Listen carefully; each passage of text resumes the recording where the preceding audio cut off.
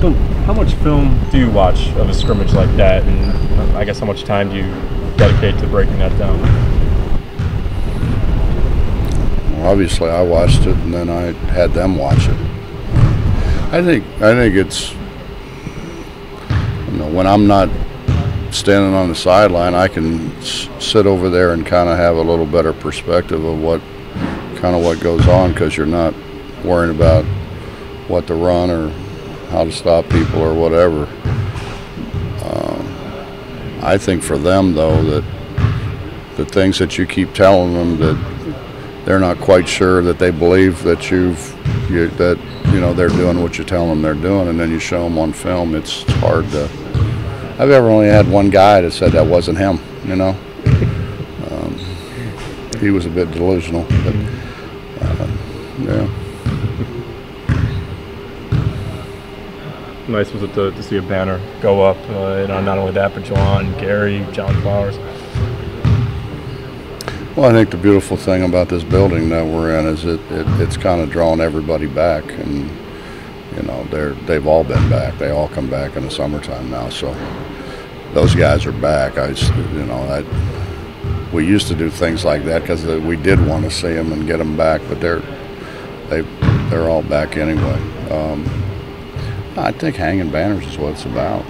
I think you want to walk in to where you played and bring your children in there, your grandchildren in there, and say I was a part of that. I was a part of that team, and I think that's a neat thing. Devin has said he'd like to take a little bit more of a vocal role, but that may not necessarily be his nature. Have you seen him try to develop that aspect? Devin gets vocal occasionally. Devin got vocal occasionally a year ago. I think that the best leaders are the people who lead by example. I think Devin has really tried to help the younger guys, the new guys, as have the rest of them.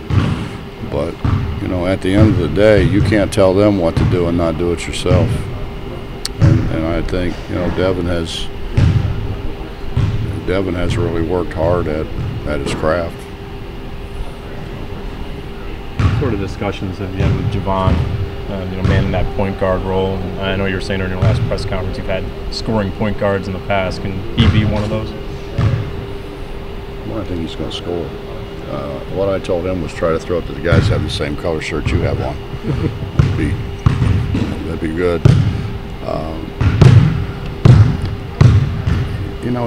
It's to give you an analogy, it's like coaching a quarterback. You know who's supposed to come open first, who's supposed to come open second, and then if they're not there, what to look for. And that takes some time, particularly with our guys, because virtually everybody we recruit they were scorers. And there's nothing wrong with having a guy at the point who scores, as long as you get other people involved and you get them in to get us in offense and you're running things that we ask you to run. I mean it takes a little bit of time.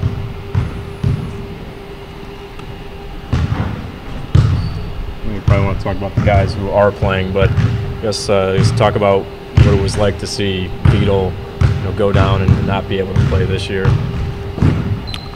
I didn't see him go down, but I mean I feel really bad for him, because he's a guy the kind of guy that we want to continue to recruit. He's the kind of guy who loves to play, just absolutely loves to play, loves to be in the gym, loves to work on his game. Played really well in the Bahamas. Played probably better than we all expected for him to play. So you feel bad for guys like that, guys that it means so much to. How much more can you get from Elijah this season, minutes-wise? Well, I tried to explain to him a year ago, and explain to all of them, Wani and everybody else, you're not going to play as many minutes, you're going to play the same amount of possessions. So I don't want to look at it as minutes. I want to look at it as possessions, because when you're playing faster, which we're trying to play faster, we're trying to make other people play faster, obviously you're going to have more possessions. So you could actually play 27, 28 minutes instead of the 39 minutes that Wani played the year before and have the same amount of possessions, or relatively the same amount of possessions. So, no, we expect Elijah to play, you know, as many, let me answer it honestly, as many as he can play, you know, hard. When I look out and they're jogging down the floor, then, you know, that means they're tired. I got to get them out. Nate, Adrian certainly didn't look shy on Saturday night. Do you want to see that kind of aggressiveness offensively from him this season more? He shot the ball really well. He didn't shoot it very well the other day for the way he's been shooting it. He's shot the ball really well. Yeah, I mean, if you can take, you know, basically he and John are our four guys. If you put numbers on them, we very rarely ever do that. But if you can take that guy and get him out of the lane and they have to guard him, that just opens it up to get the ball to the rim. And if and when the whistles start blowing for hand checking, that's the way everybody's going to play. And to have a four guy who can make shots is invaluable. What's the biggest jump in Tariq's game from last year to this? He's worked really hard at shooting the ball. He's worked really, really hard at shooting the ball. He's been in the gym more than anybody has.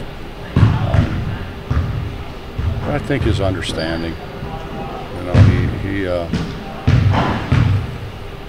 his understanding of being a point guard is so much better than what it was a year ago.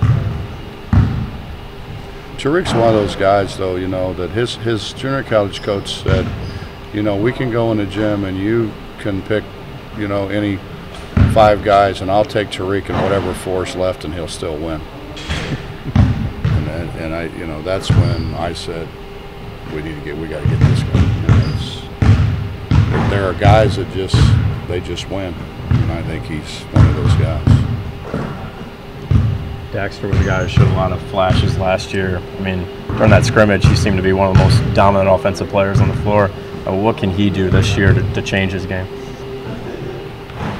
Take better shots. I mean, in all honesty, you know, I think he and JC are capable of being, instead of being, you know, in the low 40s and high 30s, they could be in the high 40s.